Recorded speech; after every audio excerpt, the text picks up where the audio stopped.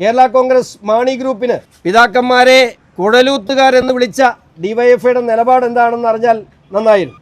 ആ കന്യാസ്ത്രീമാർ ജയിൽ മോചിതരായപ്പോൾ ഞങ്ങൾ അവിടെ നടത്തിയ ഭാരതീയ ജനതാ പാർട്ടിയുടെ സംസ്ഥാന പ്രസിഡന്റും ബഹുമാനപ്പെട്ട പ്രധാനമന്ത്രിയും അതുപോലെ ആഭ്യന്തര മന്ത്രിയും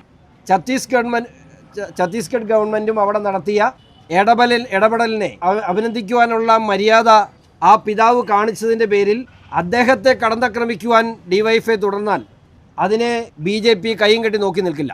BJPയുടെയും RSSൻ്റെയും കുഴലൂത്തുകാരായി കേരളത്തിലെ പിതാക്കന്മാർ മാറരുത് എന്നൊക്കെയുള്ള തരം താഴ്ന്ന ഭാഷ അഭിമന്യ പിതാക്കന്മാർക്കെതിരെ ഡിവൈഎഫ്ഐ അത്തരത്തിലുള്ള നിലപാട് സ്വീകരിച്ചാൽ അതിനെ കൈയും കെട്ടി നോക്കി നിൽക്കാൻ ഞങ്ങൾക്കാവില്ല. ഡിവൈഎഫ്ഐ ആരുടെ കൊള്ളൂത്തുകാരായി മാറുന്നു എന്ന് കേരള ജനത തിരിച്ചറിയണം.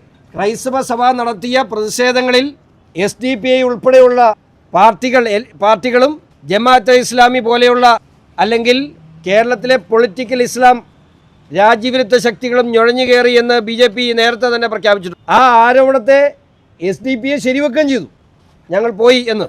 അപ്പോൾ ആ അജണ്ട നടപ്പിലാകാതെ വന്നപ്പോൾ കേരളത്തിലെ BJP ഈ വിഷയത്തിൽ കൃത്യമായ ഇടപെടൽ നടത്തുകയും ആ കന്യാസ്ത്രീമാർക്ക് മോചനം നേടിക്കൊടുക്കുകയും ചെയ്ത സാഹചര്യമുണ്ടായപ്പോൾ ഇസ്ലാമിക് സ്റ്റേറ്റിൻ്റെ അല്ലെങ്കിൽ കേരളത്തിലെ പൊളിറ്റിക്കൽ ഇസ്ലാമിൻ്റെ ആ നിലപാട് അല്ലെങ്കിൽ ആ പ്രവൃത്തി കേരളത്തിൽ വിലപ്പോയില്ല എന്ന് മനസ്സിലായപ്പോൾ ഇപ്പോൾ അവർ ഡിവൈഎഫ്ഐ വിലക്കെടുത്ത് ക്രൈസ്തവ സഭയ്ക്ക് നേരെ ആക്രമണങ്ങൾ അയച്ചുവിടുകയാണ്.